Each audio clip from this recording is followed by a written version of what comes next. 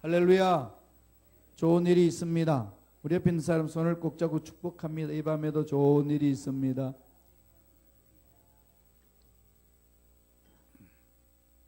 자, 오늘은 우리 하나님 나라, 신약에 있는 하나님 나라, 우리 역사를 먼저 한번 보지요. 하나님이 언제부터 계셨을까요? 창세전, 영원한 거죠. 이 영원이라는 걸 생각해 보셨어요? 영원이 뭐죠? 그죠? 시간 문제입니다. 시간, 그죠? 하나님이 시간을 창조하셨죠. 하나님 언제 시간을 창조하셨다고 그랬어요? 창세기 1장 1절이 시작합니다. 태초에 천지를 창조하시니라. 그러니까 하나님이 천지, 그러니까 태초에 시간을 창조하셨고 공간을 창조하신 거죠. 하늘과 땅. 그러나 온 우주 만물에 존재하는 것은 시간에 의해서 이루어지는 거죠. 여기도 질문이 있어야 되죠. 시간이 뭐죠? 오늘 되게 철학적인 질문 시작해요. 그 다음에 미래에 이젠 주님이 재림하시죠. 이 재림하시고 그 다음에 이제 천국이 새 하늘과 새 땅이 이루어지잖아요. 네. 이것도 이제 영원한 거죠. 영원과 시간의 문제입니다. 철학자들도 질문 많이 하고 일반 사람들도 많이 질문을 하지요. 제가 이제 제일 먼저 예수를 인격적으로 만나는 그 동기가 이 부분이었어요.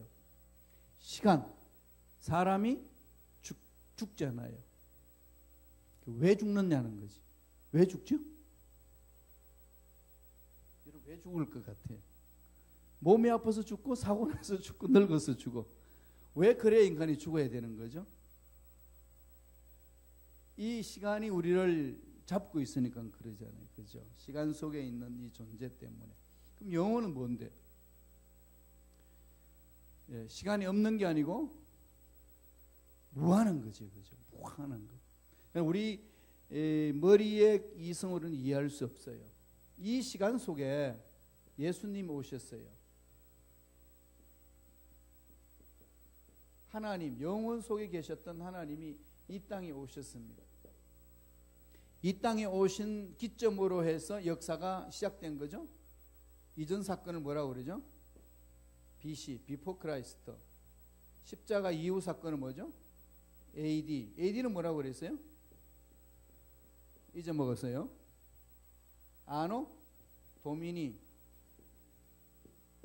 아노라는 것은 라틴어예요. Year of the Lord. 주님의 시대. 주님의 시대. 주님의 시대 첫 글자를 따가지고 AD. 역사는 지금 세계 역사는 이렇게 쓰고 있어요. 그러나 예수를 믿든 안 믿든지 간에 역사 기록은 이렇게 남겨놓습니다. 전 지구적으로 그렇게 하는 거죠. 물론 모슬렘이나 불교 국가에서는 이렇게 안 쓰는 나라도 있어요. AD를 안 써요. 그죠? 단기. 우리 옛날에도 우리 그랬잖아요. 불교 믿는 사람들은 불기. 예? 예. 그 다음에 우린 당군 신화를 믿기 때문에 단기 몇 년 이렇게 했죠. 그리고 나서 나중에 서기 그러잖아요. 서기. 이거는 뭐죠? 비포 크라이스트. 예수님이 오시기 전. 이 첫 글자로 이제 저거는 영어로 쓰고 이거는 라틴어로 쓰고 지금 역사를 기록하고 있어요. 그러면 예수님이 이 땅에 오셔서 제일 먼저 뭘 설교하셨죠? 기억 안 나시나요? 마가복음 1장 15절. 뭐죠? 천국이 가까웠다. 천국을 이야기를 했죠. 천국. 하나님 나라. 예수님이 이 땅에 오신 것은 뭐였죠? 하나님이 예수님을 통해 이 땅에 하나님 나라를 이루기 위한 거죠. 하나님 나라를 아담과 하와를 통해서 망가진 겁니다. 이 지상에 임했던 에덴이 그걸 예수님 오셔서 회복시키는 거죠. 하나님 나라를 이루려니까 하나님 나라를 파괴시켰던 마귀를 멸하는 겁니다.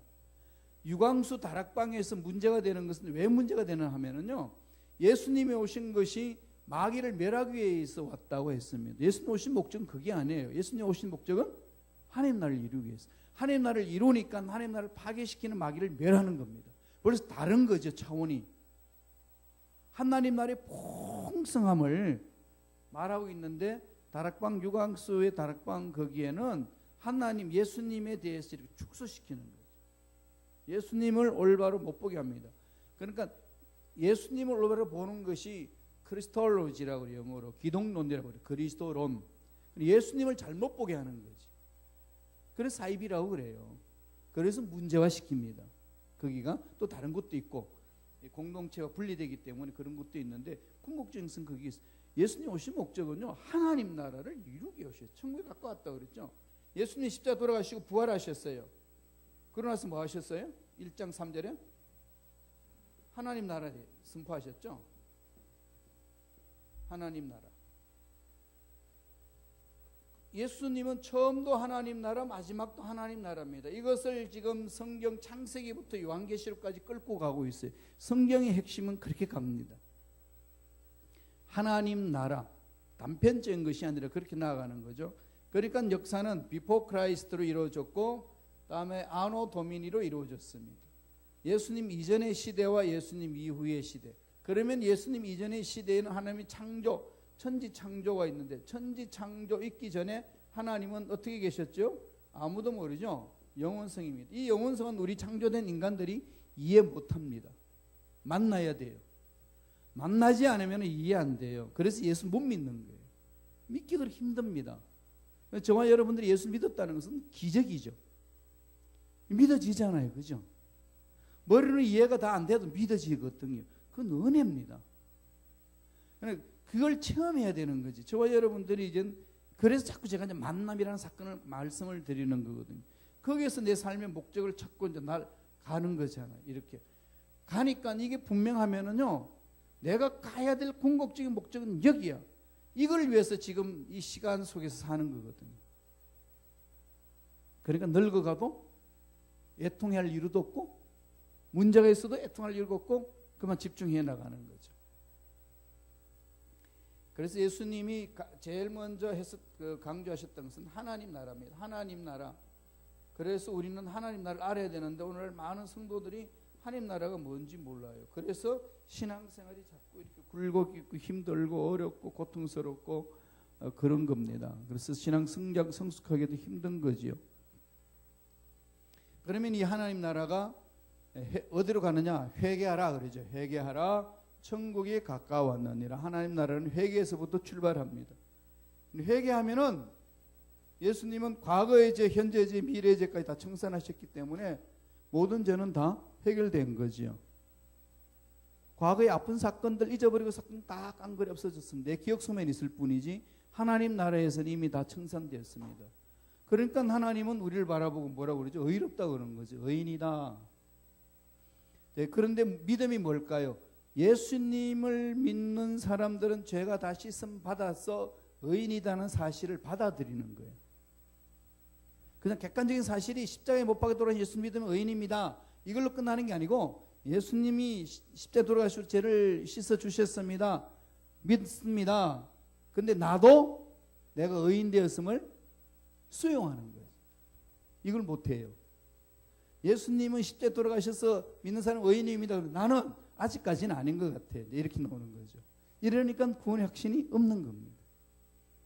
내가 모든 죄에서 벗어났어. 예수님 십자가에서 다 벗어났다는 사실을 내가 받아들이는 거예요.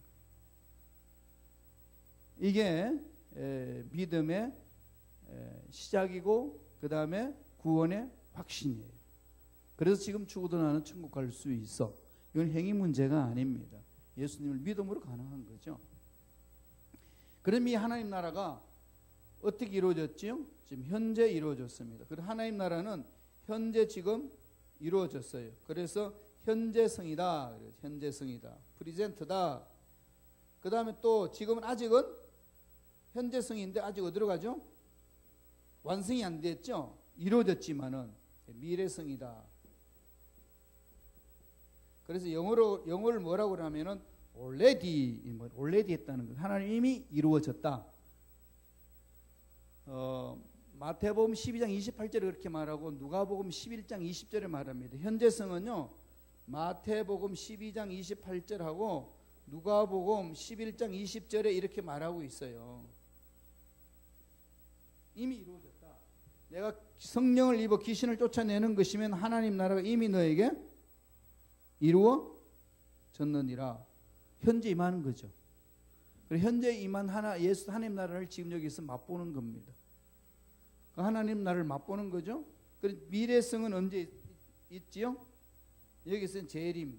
그래서 이걸 기다리는 거예요. 재림. 다음에 천국, 영원한 천국. 이게 우리 이성에서 벗어나는 부분이라서요, 이걸 참 받아들이기 쉽지 않습니다. 이전까지는 다 됐는데 안 됐어요. 그래서 그러면 하나님 나라는 로마서 14장 17절에 뭐라고 그러죠? 17절에 의와 희락과 평강이라. 그래서 하나님 나라를 맛본 사람은 하나님의 의가 있어서 내가 의인이에요. 그러니까 의인이기 때문에 하나님 보좌 앞에 담대히 갈 수가 있는 거지. 과거에 무슨 죄악을 범했던, 과거에 무슨 일이 있었던 그것이 내 기억 속에 있을 뿐이지, 회개했으면 이미 주님은 없는 걸로 인정하는 거죠. 그래서 의롭다고 칭하는 겁니다. 사람들이 무슨 말을 하든 내 과거의 역사가 어떻게 기록이 남았든 간에 이미 예수 십자가 안에서 청산됐어요. 그걸 받아들여야 돼요. 그래서 죄책감에서 벗어나는 거죠. 그래서 늘 회개하는 겁니다. 하나님의 의가 일어나요. 내 의가 아닙니다. 하나님의 의. 그 다음에 기뻐요. 기쁨이 있습니다. 바울이 그래서 로마 감옥에 있으면서 바깥에 있는 사람들에게 항상 기뻐라. 내가 다시 말하노니 기뻐하라. 기쁨이 있으셔야 돼요. 그 다음에 마음이 평안해요. 샬롬인 샬롬. 그죠? 이 샬롬이 많은 거죠. 예수님이 이 땅에 오셔서 이걸 강조한 거예요. 지금 창세기부터 요한계시록까지 이걸 이루기 위해서 예수님이 오셔서 일을 이루시는 거거든요. 그럼 어떤 상황에 놓여 있든지 우리는 이쪽으로 달려가는 거죠. 그래서 자꾸 내 마음에서 하나님의 의를 확인하고, 그럼 내 의는 죽고 나는 죽고 예수님이 사십니다. 그게 갈라디아서 2장 20절이잖아요. 그 다음에 희락, 기쁘죠. 항상 기뻐하라. 내가 다시 말하면 기뻐하라. 너희들이 기뻐하는 것이 하나님 뜻이다. 그 다음에 평강, 내가 이 세상에 평안을 주느라. 다음 이것도 평안하라. 평안하뇨. 성령 충만할 때 이게 체험하는 거죠. 성령 충만하면은 성령의 열매가 이게 나타나는 거죠. 같은 맥락 속에서 다 연결되어 있습니다. 하나님 나라 속성이라는 거죠. 이런 부분들을 예수님이 뭘로 하셨을까요? 비유로, 이 세상에 오셔서 하나님 나라를 비유로 말했습니다. 지금 세상에 시끄러운 그 교단이 사이비가 있는데 신천지 들어보셨죠? 신천지가 이 비유를 지 맘대로 풀어요. 그래서 비유를 성경 속에서 풀지 않고 자기의 입맛대로 풀어나가는 것이 신천지의 잘못된 모습입니다. 거기에 넘어가지 않으려면 우리들이 비유를 잘 풀어야 돼요. 자, 비유. 이 비유와 하나님 나라에 대해서 이야기를 합니다. 1페이지 보세요. 먼저 서론 부분에 보면은 예수님이 천국 복음을 전파하실 때 많은 경우 비유로 말씀하셨죠. 비유, 패러벌, 파라볼레, 헬라어로는 파라하고 볼레 이 말이에요. 옆으로 던지다 이 말은 한 사물과 다른 사물을 비교하여 하기 쉽게 나란히 배열한다는 말인데, 어떤 사상, 감정, 진리를 직접 드러내지 않고 유사성이 있는 어떤 상황이나 사물을 빗대어 표현하는 수사학적 기법이에요. 예수님이 말씀을 전할 때 이렇게 하셨어요. 비유로 말씀하시되, 이렇게 돼 있죠. 그럼 하나님 나라를 비유하는 목적이 뭘까요? 첫째, 마음이 완악한 자에게는 천국의 비밀을 아는 것이 허락되지 않습니다. 장난삼아 듣는 것, 장난삼아 보는 것 안 됩니다. 한번 해보지 뭐. 그게 아니라 믿음이죠. 마태복음 13장 14절 15절 다 같이 한번 읽어보죠. 시작. 이사야의 예언이 그들에게 이루어졌으니 일러서되 너희가 듣기는 들어도 깨닫지 못할 것이요 보기는 보아도 알지 못하리라. 이 백성들의 마음이 완악하여져서 그 귀는 듣기에 둔하고 눈은 감았으니 이는 눈으로 보고 귀로 듣고 마음으로 깨달아 돌이켜 내게 고침을 받을까 두려워함이리라 하였느니라. 장난칠까봐 이거죠. 그러나 하나님 나라를 고귀한 건데 싸구리로 전략시킬까봐 예수님은 비유로 설명하신다는 거죠. 그러니까 예수님이 이 땅에 십자가에 못 박혀 돌아가신 것은 어마어마한 대가를 지불하고 우리를 살려주신 거잖아요. 저와 여러분들 살아난 거는 하나님이 어마어마한 대가를 지불하고 살려주신 거거든. 그러니까 이게 싸구려 은총이 아니라 값비싼 은총이에요. 여러분 이 결혼식 할 때 받았던 다이아몬드 그냥 아무데나 짓고서 집안에 넣고 다니나요? 아주 그냥 고귀한 보물은 얼마나 간직을 잘합니까? 예수님이 우리를 살려주신 건 그만큼 엄청난 것을 대가를 지불하고 살려주셨다는 거예요. 구원받았다는 사실은 그만큼 어마어마한 대가를 지불했다는 거죠. 이게 아주 값비싸게 준 은총입니다. 그래서 값비싼 싸구려 은총이 아니고 값비싼 은총. 그래서 구원받았다는 것이 감격스러운 거죠. 그게 있어야 돼요. 구원받은 것이 감격스럽다. 거기서부터 출발한다는 거죠. 그렇게 해서 천국 비밀을 마음이 완악한 자 허락하지 않으려고 비유를 했다는 것. 두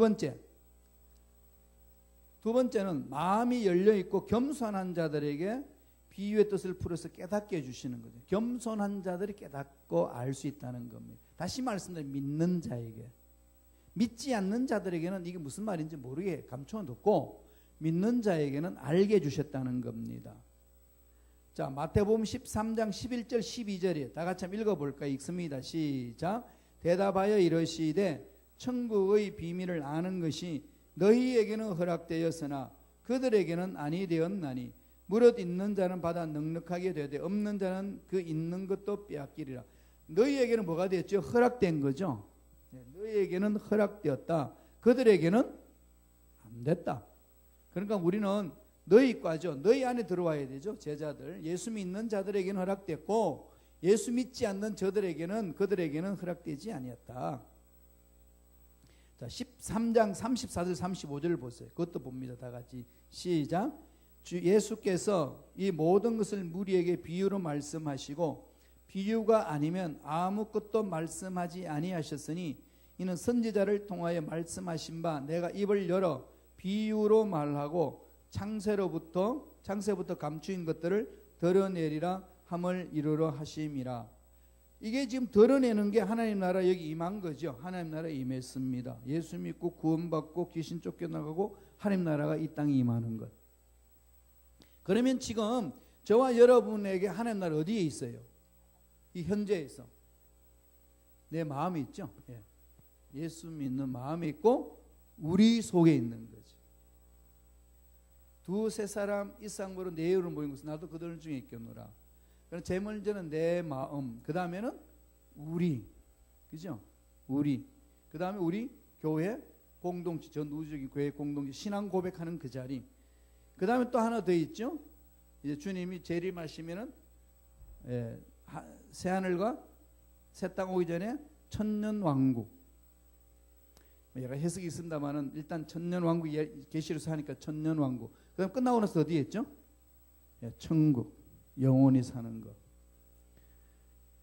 그러고 보니까 우리 인간의 삶이라는 게 너무 짧지 않나요? 영원에 비하면 너무 짧죠. 이 짧은 시간이 영혼을 지배합니다. 영원을 결정한다는 거죠. 그러니까 얼마나 그냥 살아있다는 자체가 고귀한 겁니다. 그래서 천사들이 사모한다고 그랬어요. 우리의 삶을. 우리가 천사보다 좀 못하게 지었잖아요. 우리 육을 입고 있기 때문에.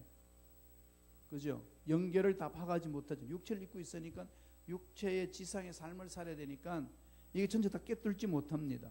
그건 천사는 다 알아요. 그런데 그 천사가 우리 육체를 입은 우리를 흠모한다고 그랬어요. 왜 그럴까요? 하나님이 형상대로 입어 왕노릇하는 제사장이 되니까. 그죠? 그건 이 지상에서 이런 고난을 통해 가지고 육체를 입고 예수 믿어서 하나님 나라 간다는 사실은 어마어마한 비밀이라는 거죠. 복이라는 겁니다. 그래서 이런 것들을 예수님이 비유로 통해서 설명을 하셨다라고 해서 모든 이 복음서에서는요 비유에 대해서 강조가 엄청나게 많습니다. 비유. 자, 뒷장 넘겨보세요.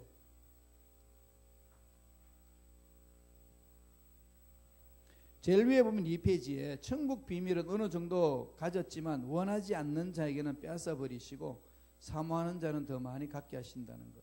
그게 마태복음 13장 12절에 이거 하나님 나라의 원칙입니다. 무릇 있는 자는 받아 넉넉하게 되되 없는 자는 있는 것도 빼앗기리라. 자연현상에도 이런 것이 있죠. 자연현상이 이게 무슨 현상이 일어나죠? 삼투압 현상 아시나요? 삼투압. 자연시간 배웠잖아. 삼투압이 뭐죠? 농도가 높은 것이 농도가 낮은 모든 물들을 빨아들이는 거죠. 그래서 우리 몸에 고름이 생기고 이러면 고약을 발라가지고 고름을 빼내잖아요.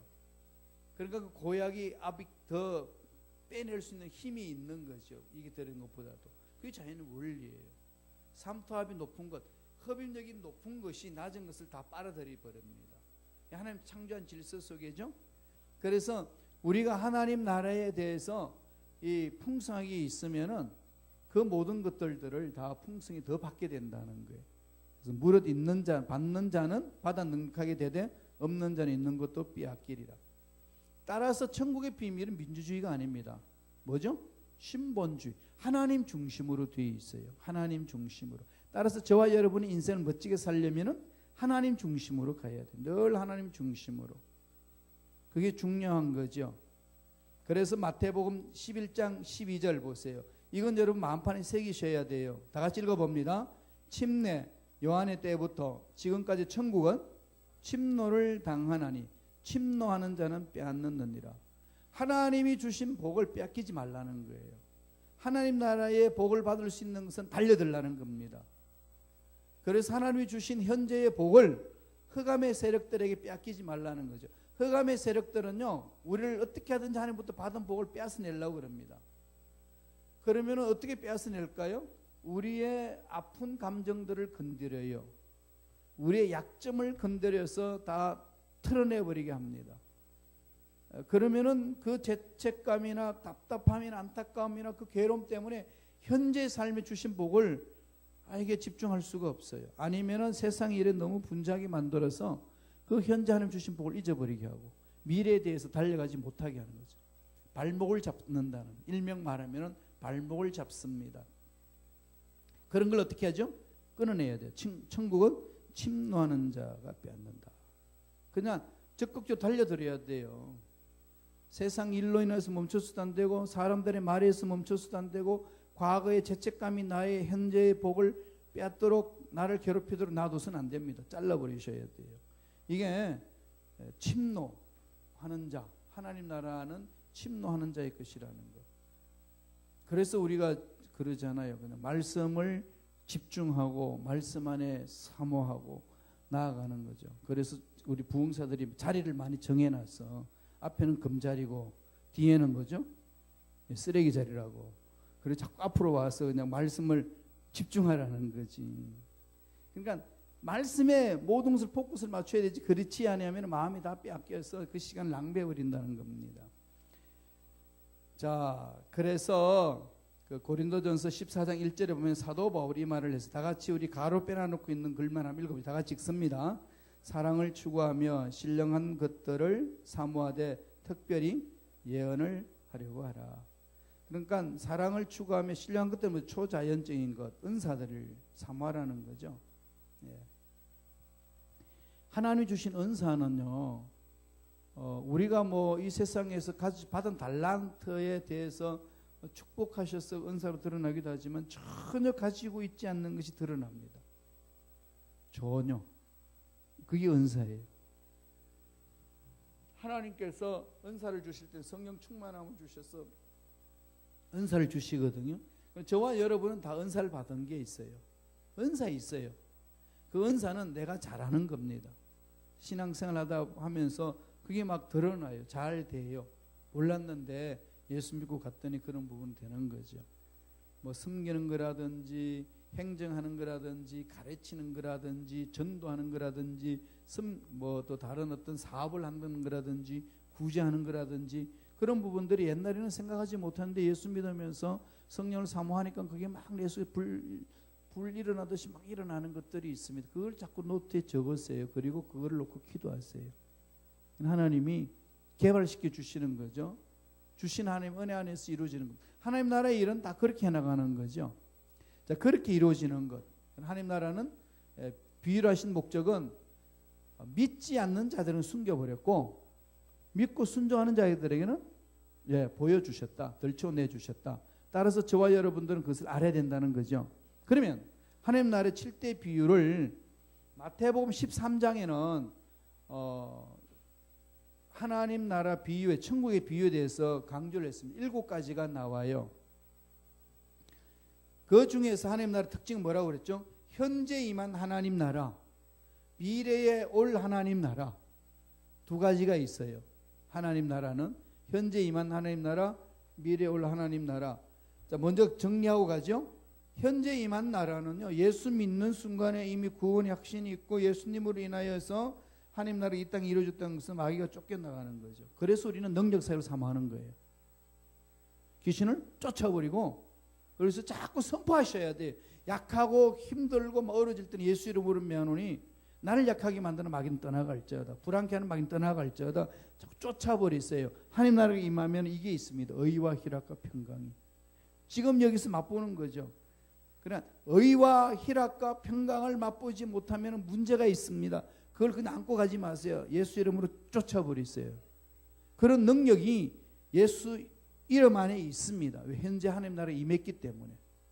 그래서 이건 목사님들만 하는 게 아니고 예수 믿는 모든 사람들이 할 수 있는 능력이 있어요. 그것을 비유적으로 7가지 설명했습니다. 먼저 하나님 나라 현재성에 대해서 얘기한 것은 하나님 나라는 보배다. 보배에 대해서 얘기를 합니다. 한번 읽어보죠. 마태복음 13장 44절입니다. 다 같이 읽겠습니다. 천국은 마치 밭에 감추인 보화와 같으니 사람이 이를 발견한 후 숨겨두고 기뻐하며 돌아가서 자기 소유를 팔아 그 밭을 사느니라. 설명하면은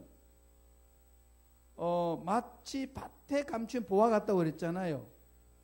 머슴이 있는데 돈 많은 집, 그 땅이 많은 주인 집을 에게 머슴살이 하는데 그 주인이 그 대가로 상기석에 있는 밭대기를 이렇게 그 일구어서 먹으라고, 그리고 집안일 도와주라고 그걸 허용을 했어요. 자기 건 아니에요. 주인 거예요.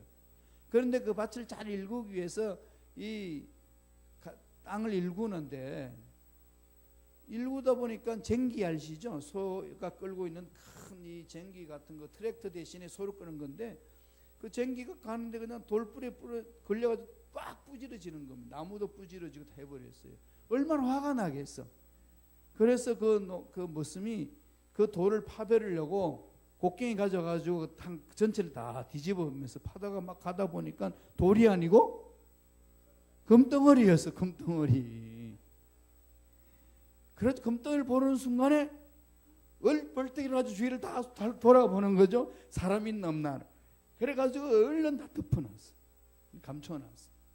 그래가지고 주인한테 가가지고 어르신 그 밭에 저한테 일구 먹으러 준 땅을 좀 사고 싶습니다. 그랬더니 야, 돈이 있냐? 예, 집을 팔아서 사겠습니다. 제 집을 팔면 살 수 있겠습니까? 그 돈이면 충분하지. 야, 그런데 내가 너한테 권면하는데 그 집 팔아가지고 이 땅 사지 말고 그럼 뭐 하겠냐? 저 앞마당 우리 집 앞들에 있는 거기 좋은 밭 논이 있다. 그 논을 내가 반값으로 줄 테니까 그거 사가지고 가라. 그러니까 그 무슨이 뭐라고 그러겠어요? 아니 옳시다. 왜 아니라고 그러죠? 그럼 주인은 몰라. 근데 이 무슨은 알아. 자기가 그 밭을 살려고 하는 그건 금덩어리가 묻어져 있어. 이건 뭐 주인이 뭐라고 말합니다. 야 바보야, 거기 사는 거 아니야. 내가 반값으로 준다니까 날 믿어. 문서 작성해 줄게. 반값도 비싸냐? 3분의 1 가격 해줄게. 아무리 이렇게 해도 그 사람 그 땅 사겠어요? 그렇죠? 뭘 받죠? 네, 금을 받죠. 보배를 본 거죠. 보배를 보니까 전 재산을 팔아서 그 땅을 사는 겁니다. 세상 사람이 뭐라고 말해도 그런데 눈에 안 들어와요. 주인이 무슨 말을 해도 바보라고 그러든지 천치야 그러든지 야 이놈아 더 좋은데 내가 땅을 주겠다 아무리 그냥 유혹을 해도 절대로 안 넘어갑니다. 그 이유는 그렇지 금을 받는데 금덩어리가 거기 있는데 어디 마음이 뺏기겠어요? 하나님 나라가 이와 같다고 주님 말씀하는 거예요. 예. 하나님 나라 보배를 발견하라. 예. 하나님 나라 보배를 여러분 발견한 사람은 복된 자예요. 그래서 여러분 이게 밤에 예? 일 마치자마자 힘든 데 오잖아요. 올 수 있는 힘이 어디 있겠어요? 바로 그 은혜거든요. 예수님이 그걸 말합니다. 그러니까 모든 소유를 팔아서도 살 수 있을 만큼의 꿈이 있는 거죠. 모든 것을 팔아서 이것을 살 수 있는 기쁨이 있는 거죠. 이게 천국을 소유하는 자의 삶이죠. 그래서 세상에 무슨 일이 일어나도 흔들리지 않고 사람들이 무슨 말을 해도 흔들리지 않습니다. 그래서 천국은 이 보화를 감춰놓은 그것이다. 그 보화를 너희들이 보배를 찾으라. 전번에 제가 말씀드린 적이 있는데 노아의 시대 때에 그 죄악이 관영했다고 그랬잖아요. 세상에 그죠? 그런데 노아는 은혜를 입었더라 그랬죠. 그런데 그게 좀 앞뒤가 맞는 거 아닌가요? 뭐 하나님 구별하나요 사람을? 그죠? 누구는 그냥 이렇게 은혜를 입었다라고 그러고 누구는 다 죄악 관영에 던져버렸다고 그러고 왜 그럴까요? 여기에 답이 있는 것은요. 은혜를 입었더라는 그 히브리 원어 뜻을 봐야 되는데 히브리 원어가 뭔가 하면은 마짜 그럽니다. 마차 이 말은 은혜를 찾았더라. 은혜를 구하더라. 하나님의 은혜를 구하는 자, 찾고 찾는 자에게 은혜를 더 주시는 거죠. 그래서 죄악에서 벗어나게 만드시는 겁니다. 하나님이 편애를 할까요, 안 할까요? 보편적으로는 다 사랑하죠. 그런데 하나님을 간절히 찾는 자들에게는 편애가 들어갑니다. 그죠? 찾고 찾는 자에게 그것이 들어가는 거잖아요. 여러분들도 그렇지 않나요? 예, 자녀들도 그렇죠. 마음과 마음으로 그쪽에 집중할 때는 마음이 글로 가게 돼서 왜? 그렇게 서로 소통이 되니까 하나님 나라는 그렇게 이루어지는 거죠. 그러니까 맞자야 된다는 거예요. 찾으라는 겁니다. 천국 보배는 그런 거라는 거죠. 뒷장 넘기세요. 3페이지. 또 하나의 비유가 있어요. 그 비유가 뭔지 압니까? 좋은 진주 비유. 우리 마태복음 13장 45절 46절 다 같이 읽어봅니다. 시작. 또 천국은 마치 좋은 진주를 구하는 장사와 같으니 극히 값진 진주 하나를 발견함에 가서 자기의 소유를 다 팔아 그 진주를 사느니라. 소유를 다 팔아 진주를 살 수 있는까지는 진주의 가치를 아는 거죠. 이 소유를 다 팔아서 진주를 사도 진주가 더 고귀한 거죠. 그러니까 소유 그게 뭐가 문제겠어요. 다 갖다 바치고 이제 사는 거지. 그렇잖아요. 하나님의 사랑 안에 잠기면은 하나님은 독생자도 아끼지 않으시고 주시잖아요. 그 사랑에 감격하면은 난 너한테 주는 거 아깝지 않다 이렇게 선포하잖아요. 그게 하나님을 사랑하는 자에게 주신 하나님의 보상이에요. 하나님은 그렇게 만나 주시거든요. 그 은혜를 체험하는 거죠. 그게 하나님의 사랑을 듬뿍 체험하는 자에게는 더 받는 자는 더 많이 생기고 없는 자는 빼앗기는 거죠. 은혜를 구하고 맞자 하는 자에게는 그 은혜가 더 넘쳐나서 세상의 죄악을 이길 힘이 생기는 겁니다.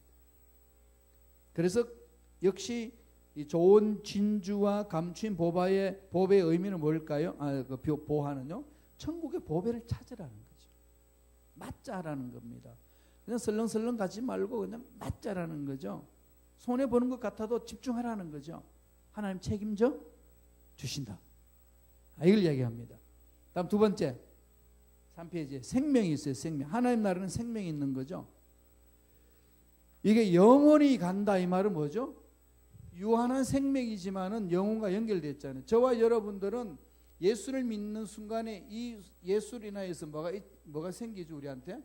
생명이에요. 예수님의 생명이 있는 거죠. 이 생명은 어떤 생명인가요?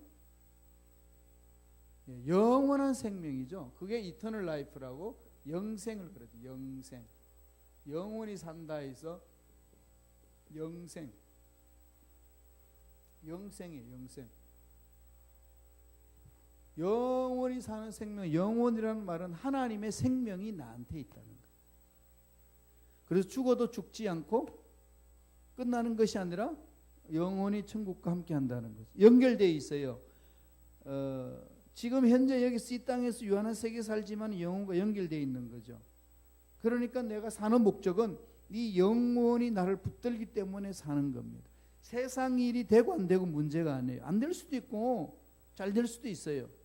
그럴 때 상관하지 않고 하는 게 집중하면 하나님은 영혼을 사모하는 자에게 뭘 주시죠? 예배신 복을 주시고 영혼을 더 사모하며 나눌 수 있도록 책임져 주신다는 거죠. 이걸 체험하라는 겁니다. 그래서 사업하시는 분들, 직장 다니시는 분들은 그 은혜를 자꾸 맛보셔야 돼요. 사모해야 돼요. 하나님이 풀어주신 은혜가 있습니다. 정말로 멋지게 그것을 체험할 수 있거든요. 그걸 체험하는 거예요. 그러면 또 하나님께 가까이 가는 거지. 가까이 이제 나아가는 겁니다. 거기는 생명이 있다는 것. 그게 씨 뿌리는 자의 비유예요. 씨 뿌리는 자 비유. 자, 씨 뿌리는 비유에서는 우리 11절에서 15절 한번 다 같이 한번 읽어보겠습니다. 천천히 시작. 이 비유는 이러하니라. 씨는 하나님의 말씀이요 길가에 있다는 것은 말씀을 들은 자니 이에 마귀가 가서 그들이 믿어 구원을 얻지 못하게 하려고 말씀을 그 마음에서 빼앗는 것이요 바위 위에 있다는 것은 말씀을 들을 때 기쁨으로 받으나 뿌리가 없어 잠깐 있다가 시련을 당할 때 배반한 자요 가시 뜰기에 떨어졌다는 것은 말씀을 들은 자이나 지내는 중 이생의 염려와 재물과 향락의 기운이 막혀 온전히 결실하지 못한 자요 좋은 땅이 있다는 것은 착하고 좋은 마음으로 말씀을 듣고 지키어 인내로 결실하는 자니라 라고 했습니다. 씨를 뿌린다고 그랬죠. 그 씨가 뭐라고요? 하나님의 생명, 즉 하나님의 말씀이에요. 하나님의 말씀을 뿌리는데 네 가지 밭이 있죠. 제일 먼저 무슨 밭이죠? 길가밭, 그 다음에 돌짝밭, 가시떨기밭, 좋은 밭. 그러니까 말씀이 떨어지면은 4분의 1만 받는 거죠. 전도해도요 4명 중에 1명 구원할까 말까 합니다. 전도해도 다 예수 안 받아들여. 다 아시잖아요. 그때는 어떻게 되죠? 중보기도 해야 돼요. 때를 기다려야 됩니다. 끊임없이 말씀을 불어넣어야 돼요. 끊임없이. 그게 보세요. 길가에 있는 사람들 12절에 보면은 마귀가 와가지고 구원을 얻지 못하게 말씀을 마음에서 어떻게 하죠? 빼앗습니다. 말씀을 빼앗아 버리는 거죠. 말씀이 안 들어오는 거죠. 바위 위에 떨어졌다는 것은 말씀을 듣긴 하는데 뿌리가 없으니까 시련을 당하면 튕겨 나갑니다. 가시떨기에 떨어졌다는 것은 가시떨기는 염려, 재물, 향락 이런 세상 문제에 분주하게 이러다가 보니까 마음이 그쪽으로 빼앗겨서 말씀의 열매를 못 맺는 거죠. 그 좋은 땅은 어디죠? 예, 말씀을 받는 마음. 예, 받는 마음. 예수님을 받는 이렇게 수요일에 나와가지고 성경 공부하는 마음. 다 팽개치고 달려올 수 있는 그 마음. 아니면 시간 없으면 집에서라도 말씀을 보여잡고 몸부림치는 마음. 이거잖아요. 그럼 하나님께서 그 마음을 붙들어 주셔서 말씀의 씨앗이 자라게 하시는 거예요. 그것을 체험하는 겁니다. 자, 4페이지로 넘어가겠습니다. 4페이지로 가면은요, 이제 이 영향력을 끼치는 건 하나님 나라의 영향력. 그 비유로 겨자씨입니다. 겨자씨. 겨자씨 보셨어요? 못 보셨죠? 정말 작죠? 네. 이게 볼펜 점 같아요. 볼펜 점. 그러고 나서 코팅해 놨죠. 보라고. 그러니까 꼭 이 파리똥 같아. 딱 점 찍어 놓은 거. 그 겨자씨인데 거기는 뭐가 있죠? 생명력이 있고 지극히 작은데 자라죠. 지극히 자라서 커지는 겁니다. 그게 이제 비유로 하나님 나라가 이렇게 영향력이 있다는 거죠. 하나님 나라는 이제 제일 먼저 보배롭다 찾으라. 그 다음에 하나님 나라는 뭐죠? 생명이 있다. 영원한 생명이 있다. 세 번째는 영향력이 있다는 거죠. 하나님의 생명이 저와 여러분 속에 있으면 영향력이 있습니다. 힘들고 어려워도 인내하면 영향력이 드러나요. 그냥 버텨야 돼요. 믿음으로 버텨내야 됩니다. 세상에서는 오라는 데 많잖아요. 여기도 있고 저기도 있고 뭐 놀고 싶은 데도 많고 여러 가지도 있잖아요. 그러다 보니까 마음이 많이 나누어져요. 많이 나누어집니다. 그럼 많이 나누어지면 마음이 흔들려요. 그죠? 갈 곳이 없고 여기밖에 없다 그러면 흔들 필요도 없잖아. 오직 이 길이라고 달려오면 되는데, 그렇게 마음이 안 잡히면 하나님이 흔들어 주시죠. 여기밖에 갈 데 없도록 만들어 버리는 거지. 근데 그러기 전에 우리가 우리 마음을 깨뜨려서 말씀을 사모하는 걸로 가는 거죠. 그게 중요합니다. 자, 겨자씨 비유 어떤 것이냐 한번 보죠. 주님이 우리에게 주신 이 비유의 말씀입니다. 31절 32절 다 같이 읽습니다. 또 비유를 들어 이르시되 천국은 마치 사람이 자기 밭에 갖다 심은 겨자씨 하나를 같으니 이는 모든 씨보다 작은 것이로되 자란 후에는 풀보다 커서 나무가 되며 공중의 새들이 와서 그 가지에 깃들이느니라. 뭐 하는 거죠? 지극히 작은데 성장하면 어마어마한 영향력을 주죠. 돕습니다. 엄청나게 도와주는 거죠. 사람들을 섬겨주는 거죠. 그래서 지금은 미약하지만 나중은 어떻게 하죠? 심히 창대하게 되는 거죠. 꿈꾸세요. 자꾸 거룩한 꿈을 꾸세요. 우리는 영원한 생명을 가진 존재들입니다. 마귀는 이 영원한 생명이 이 삶 속에 드러나지 못하도록 방해 놓습니다. 지지 말아야 돼요. 천국은 침나는 자의 것이라고 그랬습니다. 그러면 예수님의 능력 안에서 자꾸 상상력을 키우세요. 이 세상의 문명도 다 상상력의 결과잖아요. 그죠? 다 상상의 결과고, 어릴 때부터 우리는 그래 꿈꾼 애들이 있었어요. 계단에 딱 서면은 나중에 있지 계단에 저절로 올라간다? 그러니까 친구들이 지어박죠. 딴소리 하지 말라고. 그런데 다 그렇게 되잖아요. 에스컬레이터가 생기고. 우리가 전화 이렇게 쓸 때는 그랬습니다. 나중에는 전화기 선이 없대. 병신 같은 소리 하지 말라고 그랬어요. 무전기 들고 다니고. 그걸 좀 일어났더니 이제는 이거 나중에 보면은 다른 사람 얼굴 보면서 전화한다? 그런 소리 했을 때 믿은 사람 아무도 없었습니다. 지금 어떠세요? 다 하고 있죠? 이게 뭐죠? 상상력인데, 자, 이 세상의 문명은 상상력의 결과입니다. 그러면 영적인 세계의 상상력은, 하나님 자녀들이 가지는 상상력은 하나님 쓰시는 거죠. 그걸 여러분 가정에 상상력을 가지세요. 자녀들을 상상력으로 그들을 바라보세요. 여러분들의 하는 일의 상상력을, 남편 여러분들이 사업하시는 것에 거룩한 상상력을 보세요. 그리고 저와 여러분도 거룩한 상상을 가지셔야 돼요. 모세는 몇 년까지 살았죠? 120세, 80년 단위로 살았잖아요. 그죠? 한참 40년 단위로 40. 세 단위로 남았죠. 궁중 40, 미디안 40, 가나안 땅에 들어가는 데까지 이스라엘 백성을 이끈데 40년. 120년 살면은, 그래서 하나님 불렀어요. 부를 때에 모세의 상황 아시나요? 어땠죠? 기력이 세하지 않았고, 눈도 약해지지 않았고, 귀도 밝았고 온전했다고 했습니다. 어찌 그런 일이 있나? 어찌 그런 일이 있나? 안 믿는 사람은 그런 일이 없고, 나도 한번 도전해 보겠습니다. 해보세요. 그게 믿음의 세계입니다. 무궁무진한데 우리는 이 공상과 상상은 달라. 하나님 은혜 안에서 갖는 꿈은 현실에 발을 딛고 하나님의 약속의 말씀을 붙드는 것은 거룩한 상상이고 꿈이에요. 그러나 공상은 현실을 무시하고 허황된 것을 꿈꾸는 거죠.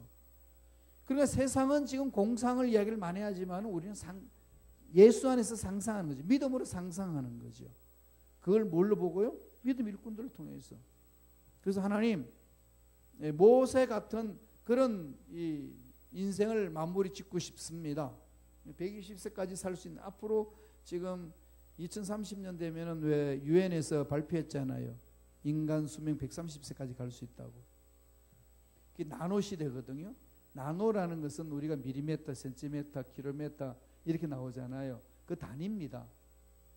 그러니까 밀리미터보다도 더 작은 10억분의 1 단위를 나누라고 그래요. 1mm는 이게 1cm에서 10개 있어야 10cm, 1cm가 되잖아요. 100cm가 있어야 1m가 되는 거고, 그러면은 10억분의 1이 있어야 나노가 됩니다. 나노 10억분의 1. 이 마이크를 10억분의 1로 줄여버리면 보이겠어요? 여러분들이 핸드폰을 10억분의 1로 칩을 10억분의 1로 축소하면 눈에 보이겠어요? 일명 말하면 그러한 세계를 만든다는 거예요. 쉽게 말하면 그것을 우리 혈관에다 주사 놓으면 어떻게 될까요? 17줄까지 돌아다니면서 나 혈당량 잡아내고 혈관 청소하고 혈액암 청소하고 고혈압 저혈압 다 잡아내고 다음에 거기에 있는 질병 요소 다 분석해서 데이터 보내주고 바깥에서 컴퓨터 조절하죠. 그럼 혈관 청소를 하니까 사람이 건강해질 수밖에 없는 거죠. 지금도 요새 수술, 로봇 수술도 많이 하고 있는데 그 나노 시대 때의 그 칩이 우리 몸속에서 움직이기 시작해서 우리의 몸을 관리하면은요, 정말 우리는 오래 살 수밖에 없어요. 세상 그렇게 됩니다. 그럼 어떻게 오래 사실 건데? 그죠? 꿈을 꾸셔야 돼요. 꿈을 꾸셔야 된다니. 그러니까 삶의 궤도를 바꾸세요. 지금부터 삶의 궤도를 바꾸는 게 중요하잖아요. 제가 지금 120년 딱 절반 살았어요. 전반전 살았고 이제 후반전에서 달려나가는데 이 후반전을 어떻게 보낼 것이냐는 거죠. 네, 후반전을 어떻게 보낼 것이냐. 그러니까 이 하나님 앞에 기도하는 거죠. 그죠? 하나님께 기도하고. 그러나 이 시카고를 보니까요, 이 시카고 열악하잖아요. 둘 중에 하나예요. 시카고를 버리고 도망가든지, 시카고를 한번 붙들고 한번 싸워보든지, 예, 그런 거죠. 그래서 요새는 이렇게 많이 물어요, 저한테. 제가 여기 이제 7년째 이제 접어들었거든요. 우리 순범 시카고 교회는 보통 5년, 4년, 5년 이렇게 돌았는데, 사이클이. 내가 그랬으면 7년째 접어되니까, 지났네, 언제가? 이러는 거지. 이번에 동문들 만났더니 묻더라고. 안 가? 그러니까, 언제 갈 건데? 누구 마음대로? 아니, 거기는 돌잖아. 왜 안 돌아? 뭐 할 건데? 그랬더니, 아니야, 시카고 한번 싸워보지. 그러면서 한다는 소리가, 맞아, 시카고 좋아. 우리 함께 해보자. 이러는 거죠. 아니, 그런 꾸민들이 이렇게 하나님 앞에 내려놓고 기도하는 거죠. 어떻게 하면 좋습니까? 어떻게? 그래서 우리 순범 시카고의 성도님들이 좀 이렇게 거룩한 꿈을 가지고 봤으면 좋겠어요. 예.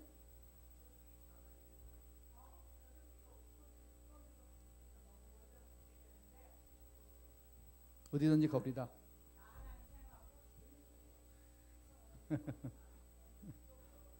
할렐루야. 하여튼 한번 이렇게 좀 이 시카고 속에 사시면서요, 이렇게 시카고가 너무 조용해요. 아시잖아요. 한국에 비하면 청주 같아요. 교육도시 조용하고 호수가고 이러다 보니까 순복음들 막 이렇게 조용해지고 순복음을 자꾸 길들이려고 그래요. 시카고가. 그래서 이 순복음 시카고를 한번 차고 나가 보는 거죠. 그래서 좀 품위 있게, 좀 멋지게. 이 하나님 멋진 분인데, 가디 젠틀맨이잖아요. 하나님 믿는 우리들은 좀 멋져야 되지 않나요? 이런 부분들이 필요한 거죠. 그래서 좀 하나님 나라를 일구었던 그 종교개혁을 일으켰던 그 유럽은 어떻게 사는지 여러분도 같이 가서 좀 이렇게 그들의 고민도 한번 같이 나눠보고 사는 것도 보고 이러면서 좀 했으면 좋겠어요. 그리고 다음에는 또 어디야 성지순례 또 가면서 예수님의 발자취는 어땠는지, 사도 바울의 발자취는 어땠는지, 이게 보는 것하고 안 보는 것 차이가 많거든요. 그것도 여러분 돈 많이 버시고요. 그 다음에 어떻게? 건강 관리 잘 하세요.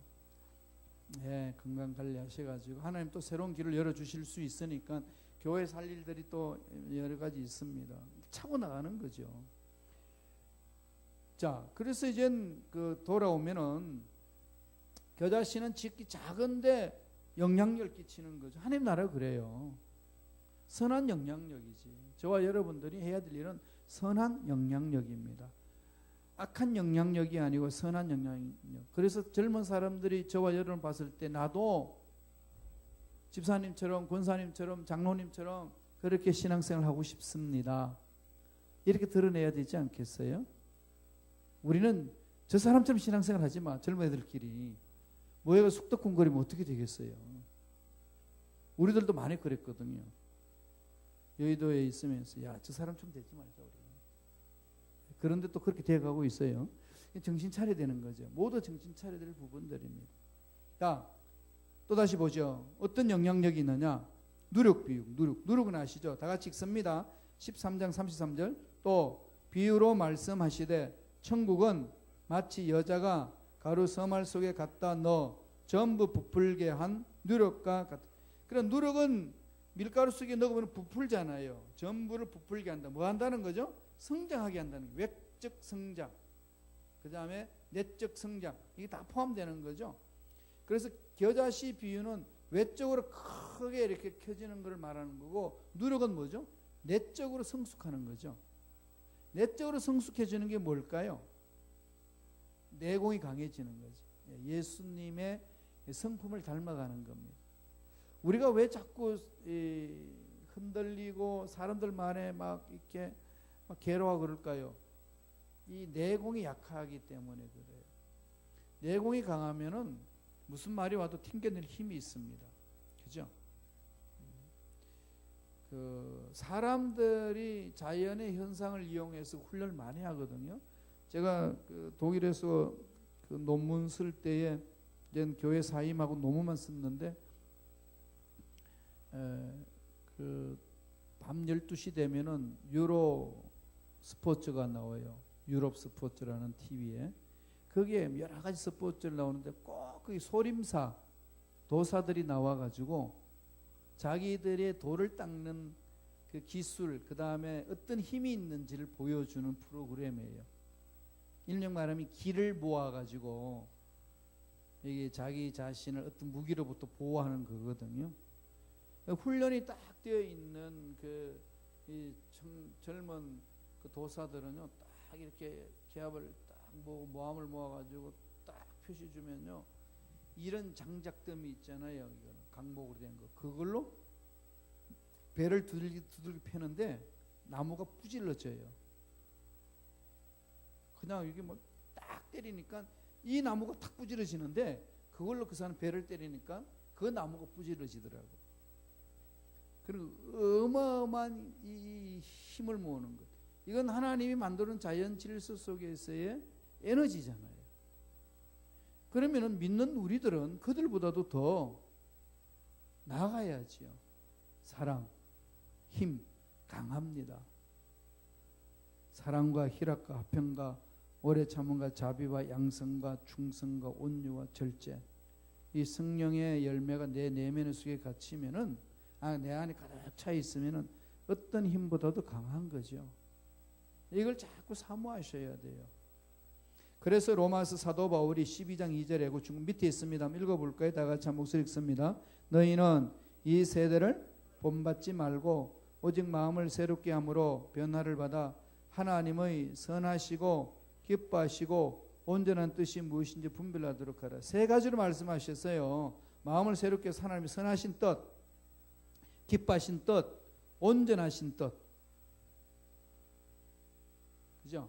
하나님이 선한 뜻, 기뻐하신 뜻, 온전하신 뜻. 단계별로 나아가는 거죠. 하나님이 좋다는 것, 하나님 기뻐하는 것, 하나님이 옳다라고 완전하다고 말하는 것 뜻, 그걸 찾아 나가는 겁니다. 그게 이제 저와 여러분들이 해 나가야 되는 거지. 하나님이 예수님도 아끼지 않고 보내주셨잖아요. 그죠? 그랬으니까 그 사람이 감격해서 살아가면은 하나님은 그냥 갖다 부어주시는 거죠. 뜻을 찾으라는 겁니다. 그 마지막에 4페이지 제일 밑에 보면 디모데전서 6장 12절에 그 말씀을 합니다. 다 같이 읽어봅니다. 믿음의 선한 싸움을 싸우라. 영생을 취하라. 이를 위하여 내가 부르심을 받았고 많은 증인 앞에서 선한 증언을 하였도다.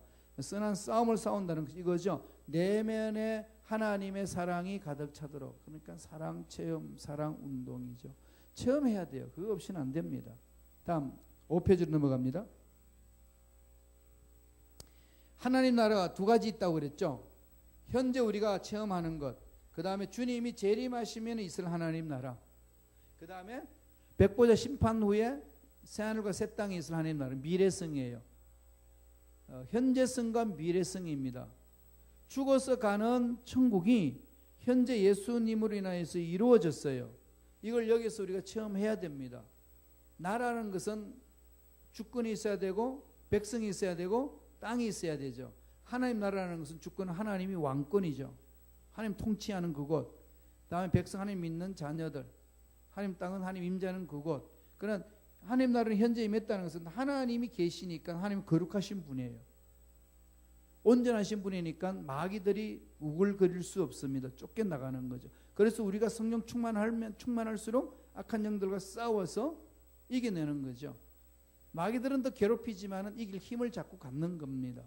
그게 현재 하나님 나라에 임하는 모습에 자꾸 이렇게 다양하게 생각하지 말고요. 하나님 나라 그러면은 지금 여기에서 하나님 의와 희락과 평강을 맛보는 것이다.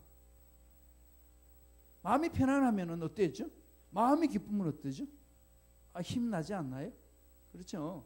마음이 평안해. 무슨 일이 있어도 두렵지가 않아. 그래도 기뻐. 걱정이 없는 거지. 염려 걱정이 없이 나가는 거죠. 이거보다 더 귀하고 보배로운 게 어디 있겠어? 하고 있는 거죠. 그래서 하나님 나라의 미래성에 있을 그것도 이제 우리는 여기에서 맛보는 거죠. 자, 미래에 있을 하나님 나라 어떤 것이라고 이야기하나요? 최후 심판입니다.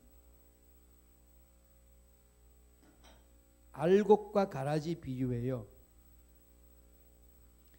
그래서 이 앞부분에 보면은 24절 25절 한번 읽어보죠. 다 같이 읽습니다. 시작. 예수께서 그들 앞에 그 비유를 들어 이르시되 천국은 좋은 씨를 제밭에 뿌린 사람과 같으니 사람들이 잘 때에 원수가 와서 곡식 가운데 가라지를 더 뿌리고 갔더니, 이게 지금 이 세상에 예수 믿는 저와 여러분 속에 있는 거예요. 좋은 씨앗을 뿌려놓고 예수님이 하셨는데 악한 마귀가 와가지고 거기에 또 그냥 잡초를 뿌려놓고 간다는 거죠. 그래서 똑같이 자라요. 똑같이 자라면은 잡초도 자라고 쭉쭉이도 다 자라는데, 이걸 예수님한테 묻습니다. 어떻게 하면 좋겠습니까? 뽑아버릴까요? 그랬더니 뽑지 말고 두라는 거죠. 왜요? 그 뽑느라고 다른 사람까지도 상처를 줄 수 있으니까 그냥 두라. 그럼 어떻게 하시겠다는 겁니까? 예, 뒷장 보세요. 5페이지에 36절 보세요. 29절, 30절 먼저 보고 넘어가죠. 29절, 30절 다 같이 읽습니다. 시작. 주인이 이르되 가만두라. 가라지를 뽑다가 곡식까지 뽑을까 염려하노라. 둘 다 추수 때까지 함께 자라게 두라. 추수 때에 내가 추수꾼들에게 말하기를 가라지는 먼저 거두어 불사르게 단으로 묶고 곡식은 모아 내 곡간에 넣으라. 마지막 날에 심판하시겠다는 거죠. 지금은 몰라요.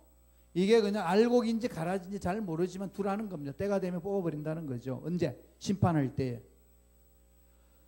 이번에 한국에서 섭씨 40도까지 더운 적이 있어요. 예, 넘었던 것도 있고. 그랬는데 어떤 회사원이 회사 갔다가 아파트에 들어와가지고 베란다 문을 여는데 베란다 앞 그 문에서 삐약삐약 거리고 있어요. 병아리가. 아니 병아리를 사온 적도 없는데 왜 병아리를 삐약삐약 건나 봤더니 거기 계란 30개 들은 한 판을 거기 뒀더니 그 중에 햇빛이 내려 쬐가지고 자기 어미닭이 품은 줄 알고 이 병아리 안에 있는 유정란이 부화가 돼가지고 병안으로 나왔어요. 삐약삐약 그러고. 그 다른 거는 유정란이 아니었죠. 무정란이었는데 그 중에 하나가 유정란이라서 그 햇볕을 내렸지니까 부화가 돼. 그렇지, 감별사가 잘못해가지고 그걸 했는데 계란으로 보면 잘 몰라요. 계란 여러분 사러 가실 때에 유정란인지 무정란인지 아시나요? 아무리 그 마크를 써놔도 그걸 보고 믿고 살 뿐이지 그걸 가지고 뭐 현미경으로 보지 않는 이상은 알 수 없잖아요. 몰라요. 알곡인지 가라지인지 몰라요. 놔두라는 거예요. 때가 되면 병아리로 나오기도 하고 아니면 썩어버리기도 하는 거죠. 이게 마지막 날 하나님 주시는 심판의 메시지입니다. 그러니까 저와 여러분들은 오직 예수 그리스도를 믿고 달려가는 거죠.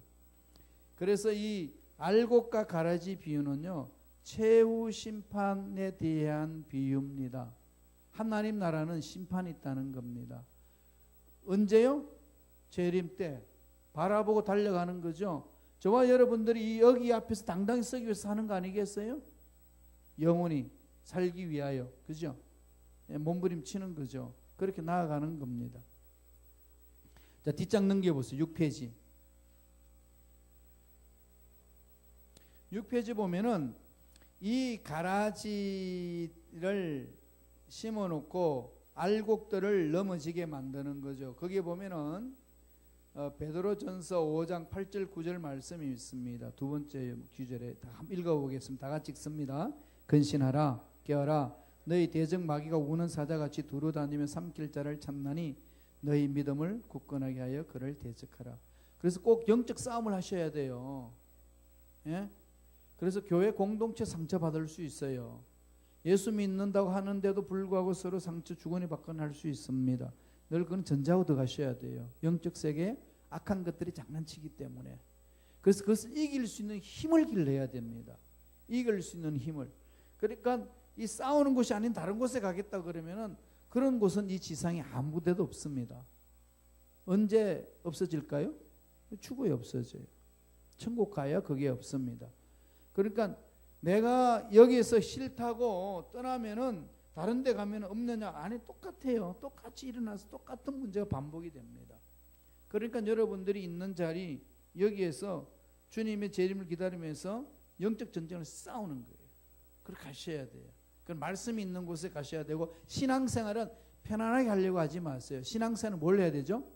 평안, 평강, 샬롬이 있는 곳에. 힘들고 어려워도 마음의 평안이 있는 곳을 찾아서 신앙생활 하셔야 돼요. 그게 사는 길입니다. 자, 마지막으로 그물의 비유입니다. 그물. 이 그물의 비유도 바로 천국 심판, 마지막 최후 심판을 비유하는 거예요. 마태복음 13장 47절 50 다 같이 읽겠습니다. 시작. 또 천국은 마치 바다에 치고 각종 물고기를 모으는 그물과 같으니 그물에 가득하며 물가로 끌어내고 앉아서 좋은 것은 그릇에 담고 못된 것은 내버리느니라. 세상 끝에도 이러하리라.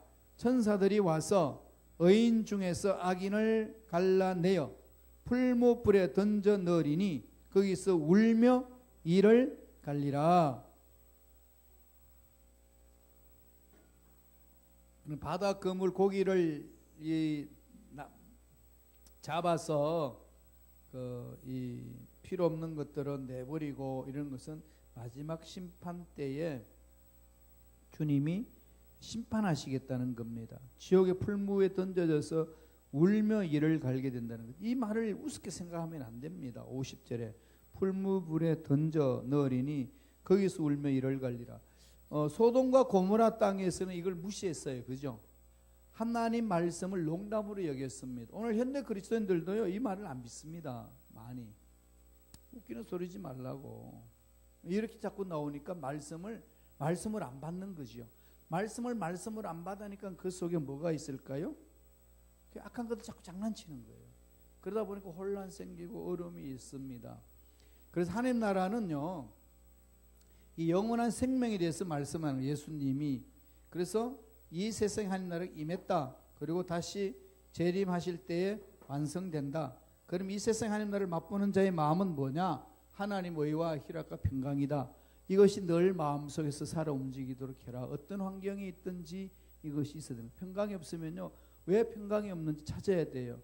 왜 기쁨이 없는지 찾아야 돼요. 나의 기쁨의 근원은 어디에 있는지, 나의 평강의 근원은 어디에 있는지, 이게 있어요. 그런데 사람들이 자기 일이 잘 되면 평안하고 자기 일이 안 되면 불안하고 자기 일이 잘 되면 기쁘고 자기 일이 안 되면 안 기뻐요. 그러면 그 사람의 기쁨과 그 사람의 평강의 근거는 어디에 있죠? 자기 일에 있어요. 세상 일에 있는 거죠. 그건 보통 사람의 마음입니다. 보통 심성의 마음이 그래요. 자기 하는 일이 잘 되면 기쁘지 않는 사람 어디 있어요? 그런데 예수 믿는 사람은 그거를 극복할 힘을 가져야 돼요. 어디에서 무슨 일을 당하든 어떤 일이 있든 원하는 대로 안 되지 않아도 잃지 않아야 됩니다. 희락과 평강을. 그게 예수 믿는 자가 가질 수 있는 특권이고 그렇게 누려야 돼요. 나의 평강과 나의 희락의 근거는 예수 그리스도죠. 하박국 선지자가 말한 것처럼 하나님으로 인하여서 나는 만족하리라. 이 은혜가 넘쳐나기를 축원합니다. 기도하겠습니다. 우리 말씀을 묵상하시면서 성령이여 나와 함께 해달라고 다 같이 주여 삼창하시고 통성으로 우리 간절히 하나님께 기도하겠습니다.